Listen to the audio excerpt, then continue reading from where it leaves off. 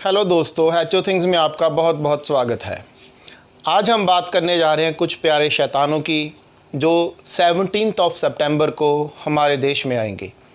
जी हाँ, हम बात करने जा रहे हैं उन 20 चीताज़ की जो हिंदुस्तान में री इंट्रोड्यूस किए जाएंगे नामीबिया से और साउथ अफ्रीका से। दोस्तों, ये एनिमल हमारे देश से 70 साल पहले एक्सटिंक्ट हो चुका है, डिसपियर हो चुका है, बिल्कुल ख़त्म हो चुका है। एक भी एनिमल हमारे देश में इस टाइम नहीं है। 1948 में दोस्तों महाराजा कोरावरी ने, महाराजा रामानुज देव प्रताप सिंह देव ने आखिरी 3 चीताज़ का शिकार किया और 1952 में आज़ाद हिंदुस्तान में पहली वाइल्ड लाइफ बोर्ड मीटिंग की गई जिसमें इनको, इस स्पीसीज़ को एक्सटिंक्ट बता दिया गया और इनके री इंट्रोडक्शन के प्लान्स के बारे में डिस्कस किया गया, जबकि इस मीटिंग का कोई भी रिज़ल्ट नहीं निकला।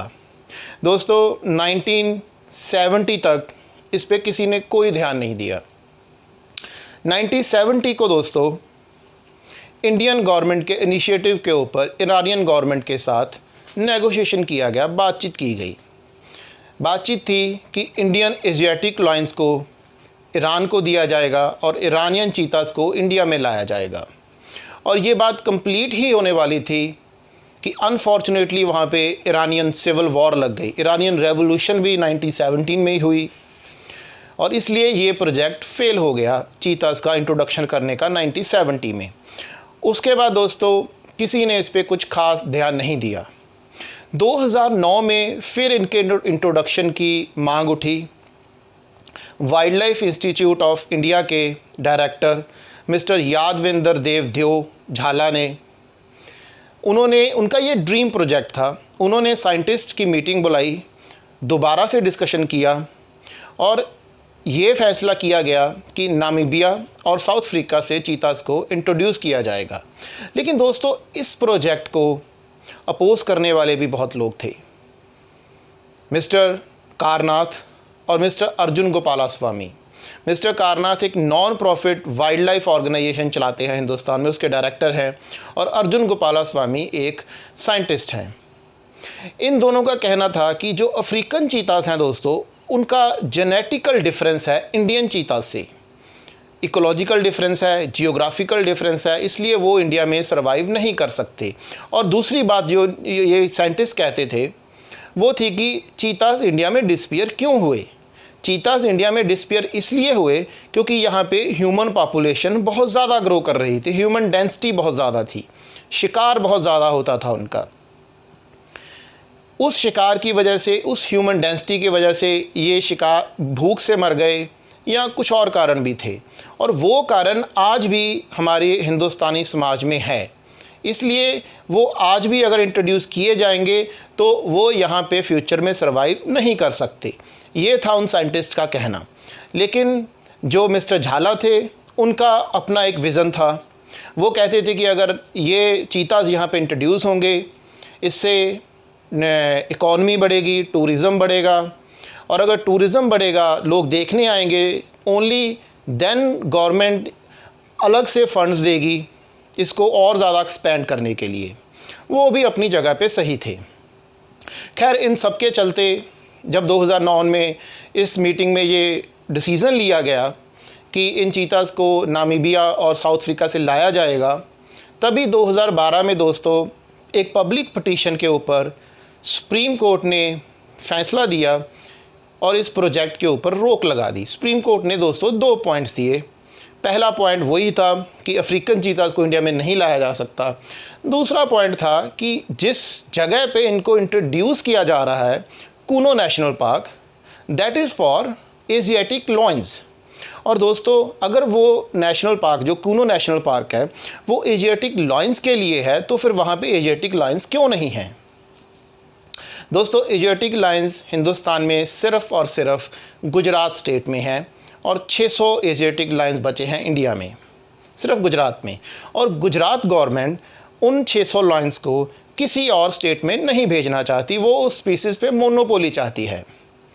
जबकि एक्सपर्ट्स का कहना है इतनी ज़्यादा नंबर में लॉयंस एक ही जगह पे ज़्यादा टाइम ज़िंदा नहीं रह सकते, because lion is a hunting animal.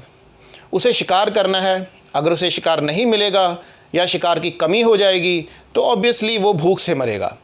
और अगर वहाँ पे बीमारी भी आ जाती है तो बीमारी भी एक कारण बन सकती है इन एशियाटिक लायंस के ख़त्म होने का। खैर, ये एक पॉलिटिकल एंगल है। गुजरात गवर्नमेंट नहीं चाहती उन लायंस को किसी और स्टेट के साथ बांटना, इसलिए वो वहीं पे हैं। यही 2 पॉइंट सुप्रीम कोर्ट ने दिए और सुप्रीम कोर्ट ने बोला कि यहाँ पे इंडिया में सिर्फ ईरानियन चीताज़ को लाया जा सकता है, ना कि साउथ अफ्रीकन चीताज़ को। दोस्तों, ईरानियन चीताज़ क्यों नहीं इंडिया में आए, इसके पीछे भी एक रीज़न है। ये रीज़न है 2016 में ईरानियन गवर्नमेंट ने 6 लीडिंग ईरानियन चीता साइंटिस्ट को जेल में डाल दिया। उन पे दोष था कि वो अमेरिका के लिए ईरान में जासूसी कर रहे थे। वो कर रहे थे या नहीं कर रहे थे वो उनका मैटर है, लेकिन उन्होंने उन सभी साइंटिस्ट को जेल में डाल दिया। उसके बाद वहाँ पे चीताज़ के लिए काम करने वाला कोई नहीं बचा और ईरान में इस टाइम ये हालात हैं कि चीताज़ ऑलमोस्ट एक्सटिंक्शन के ऊपर खड़े हैं।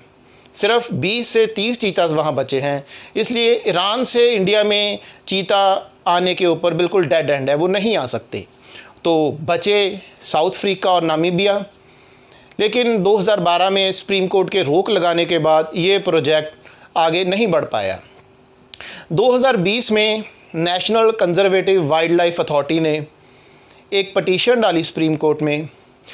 अथॉरिटी ने ये दलील दी कि आज की डेट में दुनिया में कहीं भी या ज़्यादातर कंट्रीज़ में इतने बड़े वास्ट ग्रासलैंड्स नहीं हैं, इतने बड़े जंगल नहीं हैं जो चीताज़ को अपने जंगल में या ग्रासलैंड्स में रख सकें, क्योंकि चीता एक फास्ट एनिमल है। इसे बहुत बड़ा एरिया चाहिए रहने के लिए। उनकी दलील थी कि चीताज़ को इंटेंसिव मैनेजमेंट की हेल्प के साथ, साइंटिफिक तरीक़ों की हेल्प के साथ छोटे एरिया में रहना सीखना होगा, तभी इन चीताज़ को रिवाइव किया जा सकता है, इनकी स्पीसीज़ को बढ़ाया जा सकता है। और सुप्रीम कोर्ट को ये दलील सही भी लगी, उन्होंने इसलिए इस प्रोजेक्ट को परमिशन दे दी। और ये प्रोजेक्ट इंडियन गवर्नमेंट का वाइल्ड लाइफ इंस्टीट्यूट के साथ कोलैबोरेशन के साथ $28 मिलियन का प्रोजेक्ट है। उसके अब 2 साल के बाद अब 17 सितंबर को सबसे पहले 8 चीताज़ नामीबिया से इंडिया में लाए जाएंगे। इनको कूनो नेशनल पार्क में रखा जाएगा। ये एक 289 स्क्वायर किलोमीटर का एरिया है जिसके आसपास कोई फेंस नहीं है। इसके आसपास अलग अलग तरह के कम्युनिटीज़ रहती हैं, जो विलेज है, फार्म्स हैं, जानवर भी रहते हैं। अब इन चीताज़ के लिए एक मुश्किल टाइम आने वाला है। मुश्किल टाइम ऐसा कि वो एक न्यू जियोग्राफिकल रीजन में आने वाले हैं। उनके लिए शिकार की भी कमी होगी और भी बहुत सारे फैक्टर होंगे जो इनको अफेक्ट करेंगे। इसलिए हम लोग यही चाहते हैं कि ये चीताज़ यहाँ आके सर्वाइव करें, अपनी पॉपुलेशन को बढ़ाएं, ताकि हमारी आने वाली जनरेशन को इनके बारे में ज़्यादा से ज़्यादा पता लग सके। जिन साइंटिस्ट ने इसका विरोध किया वो अब भी यही कह रहे हैं कि ये 289 kilometre is not enough for cheetahs, उनके लिए इससे भी बड़ा एरिया चाहिए। लेकिन दूसरी तरफ सच्चाई ये भी है कि दुनिया में बहुत ज़्यादा मात्रा में जंगल नहीं बचे। अगर चीता और या चीता जैसी और स्पीसीज़ को सर्वाइव करना है या बचाना है तो वो सिर्फ साइंटिफिक तरीक़ों से या इंटेंसिव मैनेजमेंट की मदद से ही बचाया जा सकता है।